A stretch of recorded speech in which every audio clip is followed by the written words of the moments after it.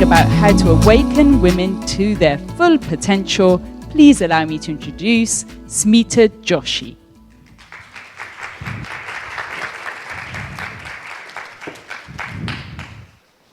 Hi everyone. Gosh, the room has suddenly become very, very light. And we have this incredible panel that is just about to arrive on the stage. We have Tina Allton, Viola Edward, we have Laura Timm and Mercedes Leal. And here's the thing, we had a fifth guest with us today as well, but unfortunately she had to leave to catch her flight, and she was a really, really special guest on the panel because she is an award-winning documentary maker, filmmaker, and her work has won something like 20 international awards, and I'm so sorry that she had to leave, but if you would like to catch up with her, she has left an open invitation to get in touch with her. Her name is Bent Milton. So unfortunately she had to go, but thank you everybody for I just want to say thank you. I want to say thank you to Nicolia, and that was just an amazing meditation, and so absolutely aligned with the Karma Diamonds Trilogy that I have spent time in writing. What was your meditation called? The Diamond Heart Prayer Meditation. I think we have bling in the space, because I too am going to talk about a diamond very shortly. So thank you, that was really, really beautiful. And Yvonne, I don't know if Yvonne is still here, but she was a force behind Choice, and my God, that was just a brilliant, brilliant station. When it opened, it was like a revolution. For people like me who was in my 20s at the time, it was such an incredible explosion of energy, especially when I was driving around London and the UK, going from client to client, winning business. It was kind of what pumped me up. It was incredible. So thank you for the difference that you made to music. Yeah, I think she does deserve a round of applause, really. Real revolutionary of her time. And I want to say thank you to Mirella, if Mirella is still in the room. But just really, I'm just amazed at this gathering. So I just want to say thank you to everybody for contributing and participating.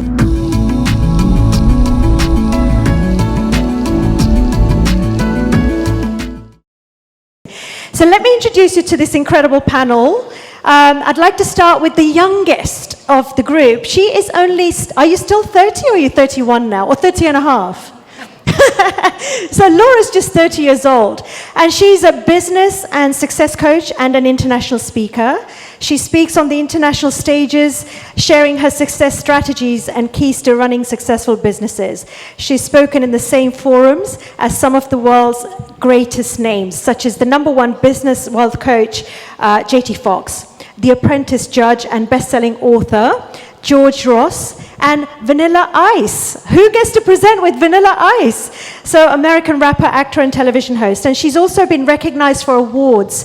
Most recently, she achieved the Achiever 25, awarded by Success Resources of Estonia. So welcome. Really great to have you here. And you live in London, right? You're from Estonia? Yes, I was born in Estonia, but I moved over to the UK about 6 years ago. Cool. And next we have Tina. And Tina is a world-leading relationship expert, an entrepreneur, a mentor, and an international speaker. She has been published as one of the 100 most inspiring women in the world. Wow. Whoa.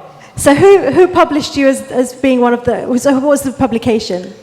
It's European, it's Dutch, I don't know the name. Okay. But the author is Audrey Sankraj. One of the European, one of the Dutch. Series, yeah. Awesome. So Tina, along with her husband, has created UK's #1 award-winning private podiatry brand, as well as the award-winning global not-for-profit organization called Undefeated. And I see her poster at the back over there, Undefeated, as in feet, undefeated. And amazing thing about that is that it focuses on preventing avoidable diabetes-related lower limb amputations. Incredible work. So as one of the world's leading relationship experts, Tina has spoken on the same stages as Al Pacino, Sylvester Stallone, Jermaine Jackson, and Lady Michelle Mone of the Ultima bra range, right? Just to name a few. And the thing that I would like to tap into Tina today is to talk about how, as a young girl, when she was growing up, she was always told she's not good enough. She says that she was made to feel worthless. And today, she is she's renowned for teaching people about how to know their worth. So going from feeling completely worthless to teaching people how to know your worth, that's quite a journey. And she's British and lives in London. We also have here Viola Edward, who has come all the way from Cyprus, but she is of Venezuelan origin as well as Middle Eastern origin, right? So Viola is an author, a psychotherapist, a relationship coach, and a management consultant. But she's also a breathwork trainer and an image consultant. So Viola works with heart and soul, she says, to create the feeling of safe haven for her clients. Years of practice make her an excellent person to have insight into the many, many disturbing situations that as human beings we can come across, and therefore help people to get over those. So I'll be asking some questions of Viola very shortly, and then we have Mercedes. And Mercedes is a healer, a coach, and a mentor. And Mercedes is slightly different in that she is very much given by her inner being, as in the intuitive. She's very, very tuned in to her intuition. And the things that Mercedes shares come from, she says she's inherited them over 125 years of her Barbadian ancestry, and several decades of uniquely miraculous personal experiences, which I hope you will share a little bit about shortly. And she's the creator of something called the Miracle Formula, which emerged when she suffered a life-threatening back injury that left her crippled and in agony for almost a year. Out of that came what she calls the Miracle Formula. And now she shares this by her intuitive healing and her skills using intuition and tapping into her ability to heal people. But she connects her clients to superintelligence in doing that. And her clients call Mercedes a miracle worker. So we have a really amazing, accomplished panel here. And I would like to ask them a few questions, but before I do, I want to set the context for the panel discussion. So the question is how to awaken women to their potential. The word potential generally refers to something that is currently unrealized as an ability. And the dictionary, or rather dictionary.com definition, refers to it as something that you're capable of being or becoming. And the one I like better is it's a latent excellence or ability that may or may not be developed. So, can anyone hazard a guess at what I'm holding in this hand here? Piece of wood. Yes, got it. That wasn't a trick question. It is indeed a piece of coal. And what about this? Let's call it a diamond. It is a crystal diamond. One day we will have one of these, as in like the real diamond itself, but indeed this is a crystal diamond. So the two things are extremely different, right? The two are not alike in any way at all.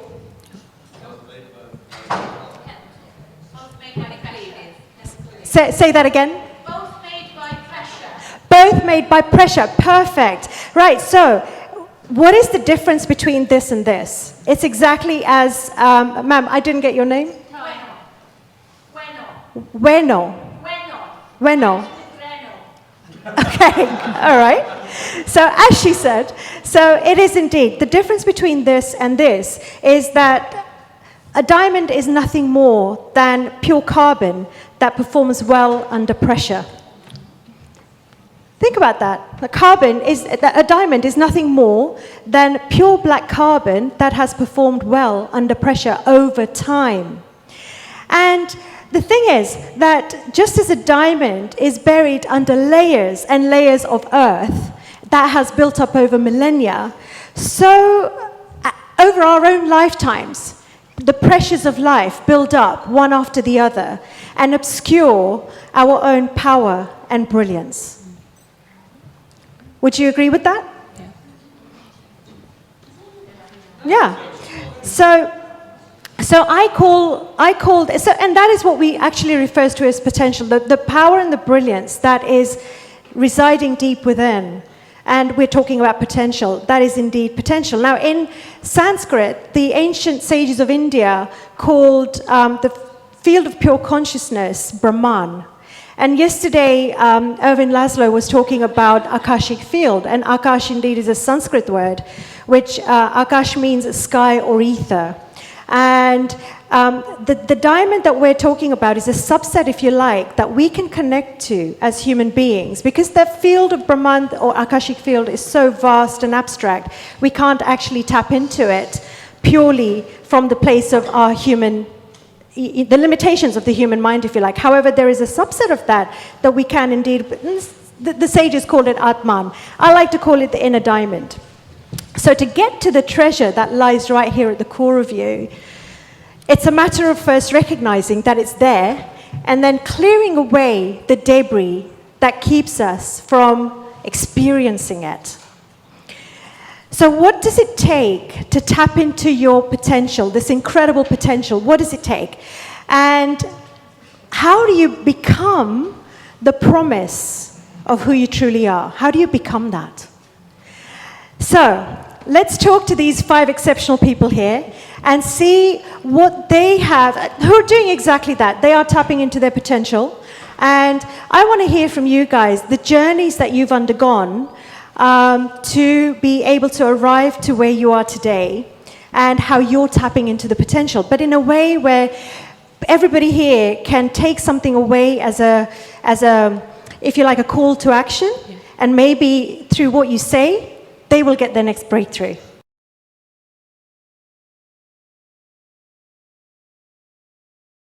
So let me ask a question, first of all, to Tina. Tina, in your biography, as I mentioned earlier, you said that as a young girl growing up, you were often told that you were not good enough. And you say that you felt really worthless. So I suspect there's a lot of women in this room who have experienced that sense of not feeling good enough, right? So tell us about what you consider to be 2 keys, either as qualities or something that you have learned, that people can apply, that you've developed within yourself to go from feeling not good enough to becoming a leading relationship expert and becoming renowned in teaching people to really experience their worth. I mean, growing up, my dad was all about standards. I think you need your mic near to you. Yeah. My dad was all about standards, and you could never literally achieve any of his standards. So it was constantly, you're not good enough, you're this, you're that. I didn't even get to finish primary school. I was packaged off to a village, boarding school, because that was way easier than being at home. I have 5 siblings. They went to the top schools, in the country. Here I was in the village. It was constantly, you're useless. You're this. At age 12, I was like, I had a conversation with him, and I just ran to my bedroom, really, really upset. And I just thought, I'm sure I'm not what he's, making me out to be. But in terms of key things to take out from that is never be afraid to ask for help. Because for a long time, I didn't speak to my mum, I didn't speak to my siblings, I didn't speak to anybody. I had a conversation with my grandma at age 12. Shortly after that, before I was 13, and that was my breaking point. So never ever be afraid to get help, to speak to somebody. Some cultures, you're not allowed to, ask for help, particularly if you take UK. I've got 4 kids, and if you ask for help, kids, you can be judged as, the good mom, you're this, you can never win. But don't underestimate the power of being brave enough to ask for help. That's number 1. Number 2, going back to my grandma, she became my mentor. So have a mentor, have somebody in your life who has, been there, done that, and you can learn from their excuses, what you call it, failures, or, life experience. Carmelita, who you all heard yesterday speaking, is my mentor, because I needed somebody who's stronger than me to kind of make sure I don't even have time to have a pity party. So have a mentor who will be able to help you, support you, and dig you up from those moments where you just want to be under a rock. And again, it's in terms of teaching people, and what the work I do, it's basically when the moment you discover your true worth, your true human worth, which one thing my grandma said was, you're not worthless, you've got my blood, and anybody who's got my blood can never, ever be called worthless.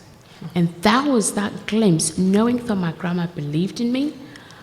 It was like, wow. And if you remember Joe's presentation yesterday, you've got to have, that glimmer of hope. And that's what I do, is helping people to discover their true sense of worth, who they are. When you discover that, there is nothing that can stop you. Absolutely nothing can stop you. Awesome. So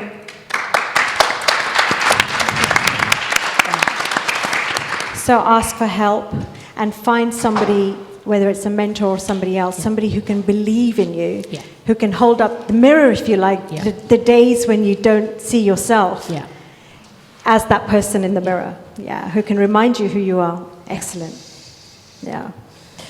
So thank you for that. Thank you. The next question I want to ask is to Viola. Amongst other things, Viola, you're a psychotherapist and a relationship coach who works very closely with each of your clients to find which approach is the right one for them. In your work, you've seen like have you seen a common thread amongst women who struggle to achieve their dreams? And where do you find that these women are stopped or struggle the most, if you like, in realizing their greatness? And what is the one thing that you would say is absolutely essential for each one of us to tap into our potential? Yes. Well, there is no doubt that we can.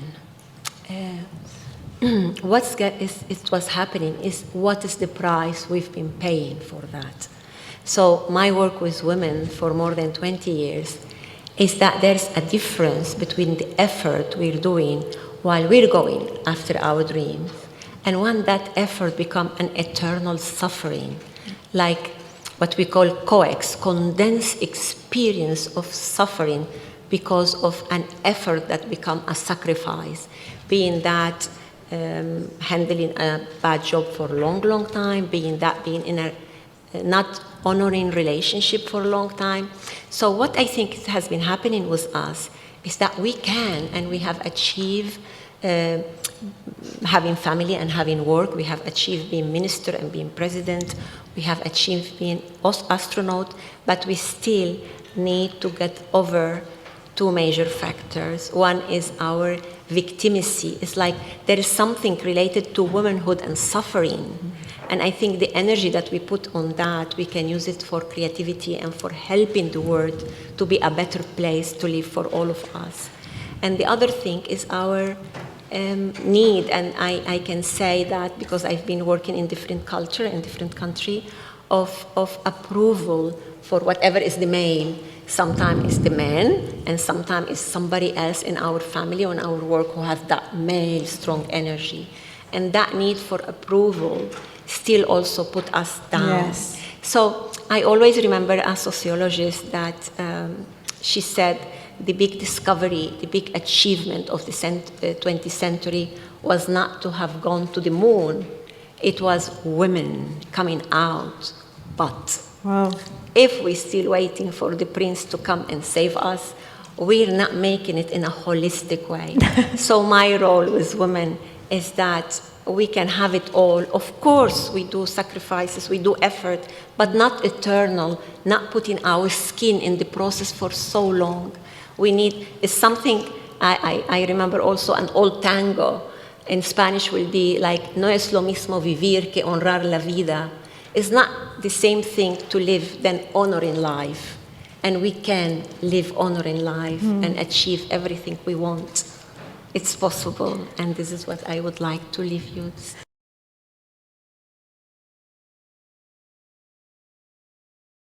Would you say it's a question of the word sacrifice is rather than that we want to take that sense of sacrifice towards contribution and becoming more self-aware of where our boundaries lie as to how much we can give without giving so much that we have, we are losing ourselves. Exactly. Look, we have learned a lot from the men, from our men, our father, our husband. We're out.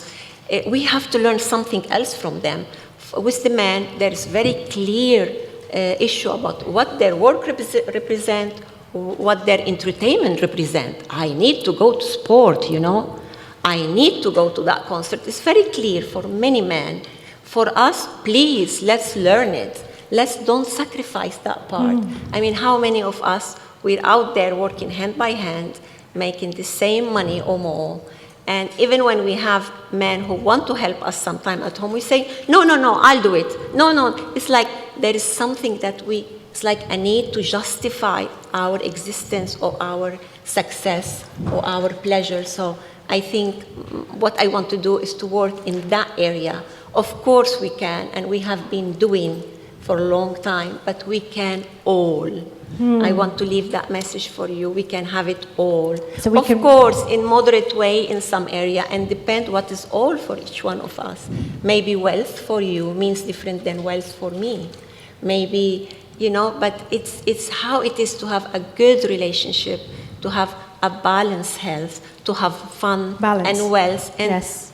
Of course, don't forget that part of giving a service to the world and the world inhabitants. So we can do it all. We can, with balance. If we use our energy instead of sacrificing to more creativity and more entertainment for the self. Yes, balance, exactly. Brilliant, thank you.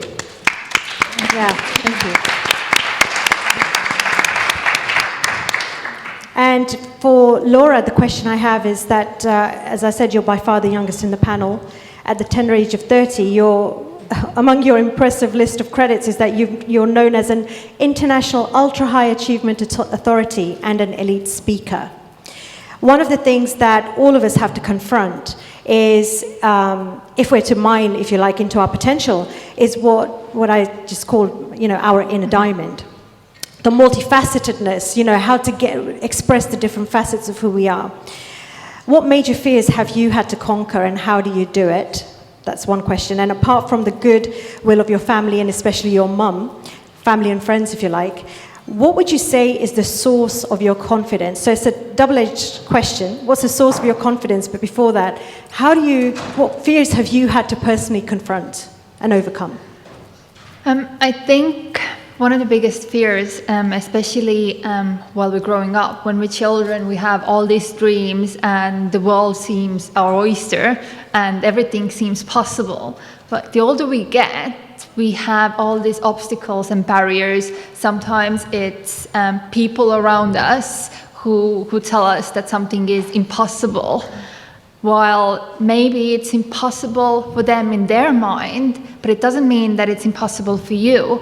And I remember this moment when I was quite young, and I possibly was in 2nd grade, and that time in my life, I knew that my life will be traveling, running businesses, but people around me were looking at me like I was crazy. So what I decided to do was stop talking about it so much, because my fear was that maybe if I talk about it and people keep on telling me it's not going to happen, I might someday believe them, and I might stop trying to reach my goals. So I decided not to talk about it, but actually make it happen and show people that this is what I did. And by showing them what I did, I know it's possible for them as well. So when it comes to fears, I was more afraid of not doing something and regretting not going for things and not taking the chances and opportunities that I had. And the fear of living in regret of the potential that I never used. So that still keeps me going. A lot of times when I have an opportunity and I'm doubting myself, should I, shouldn't I, am I ready? I stop myself. I'm like, you know what, this is a great opportunity, go for it, because otherwise that opportunity might not come again. So I really encourage you to go for those chances. And for your second question, yes, I think a lot of my confidence comes from my amazing mom, who never told me to not do something or think of myself like, oh, you're the female, you shouldn't do sports. Like, I played football and basketball, which was funny, and my mom was always so supportive. But the older I got, I realized that part of my confidence also comes from knowing exactly who I am and knowing what my values are and living my life consistently to my values. And I think there's so much strength in being you and being authentic. Awesome. Imagine, she's 30 years old. Incredible. And so, question for you, Mercedes. One of the things that stands out about you is that you've developed and honed your intuitive abilities, and not just for healing, but also to live a vibrant life and help others to do the same. And I read somewhere that you said in the 70s and 80s that you had a series of major unexpected experiences that suddenly started taking place, then that exposed you to a brightly illuminated world, so exquisitely loving, you said, pure and tranquil, that no verbal description in any language could ever do it justice. And you said that your life changed suddenly and became sparklingly better. Oh, who would like that? For the life to become sparklingly better. We would love that. So, you know, what would you say to people to awaken them to their potential, to illumine their life in that way, to feel that sense of inner sparkle?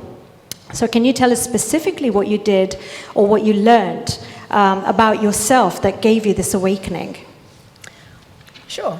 The first two things I just have to amend are that I had a very severe back injury, but that's not where my awakening came, or not the major part of it. That was actually 9 months of pure, crippling, debilitating pain, which kept me in bed, flat on my back. I couldn't do anything for myself. I couldn't even brush my teeth. Oh. My mother had to look after me. And it was inoperable, and I was not expected to survive. And I wanted to die. I wanted to die. I wanted to take all the tablets. I was taking 49 tablets a day for all sorts of things. 49 tablets? 49 tablets for a variety of different things, painkillers, muscle relaxants, breast milk drying because I just had my baby. And I could not take the pain. And one night I said to my mother, please let me take these tablets. I don't want to ruin your life further. And there was a silence. And a single tear dropped on my arm from her. I get a lump in my throat just to think of it. And then I realized that if I died, she would have lost everything. Because she'd already lost her husband, my father, because she was looking after me. She was about to lose her home because he was going to take that and his social life with it. She'd already lost her health because she was looking after me all night and looking after my father in the morning and my baby. And if I had died, it would have been the most selfish act. So I turned my life around simply by the presence of my mind. I had to recover so she would have something that was a payment for that sacrifice she'd made for me. So I recovered within 2 days. Within 2 days, I was sitting up. Within about a week, I could stand. And within about a fortnight, I was walking normally. Wow. So that was my first miracle with myself, purely based on mind over matter. The second thing is, in the early 90s, 1992, between 1992 and 1994, I was told by my mother's doctor that she was imminently, terminally, medically ill. I decided to keep that knowledge to myself, because I know the power of the mind. And if other people knew that my mother was ill, they would be going to her with this sympathy and this pity, and I didn't want that energy affecting my mother's recovery, because I felt I could do something. I then went into my zone, and I found a series of miraculous cures for every single thing which afflicted her. One day, for example, one consultant said she has to lose her foot. Her foot, she's got this artery severed. Blah, blah, blah. We're going to have to cut her foot off because she's got a gangrenous toe.